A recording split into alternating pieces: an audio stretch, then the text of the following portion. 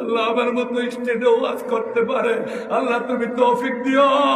দিন বড় একজন আলেম বানায়ো আল্লাহ।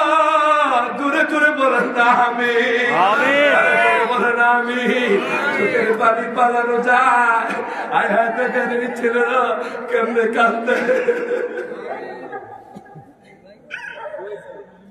আজকে এই ছেলেদেরকে আল্লাহ আমি কি দোয়া করবো।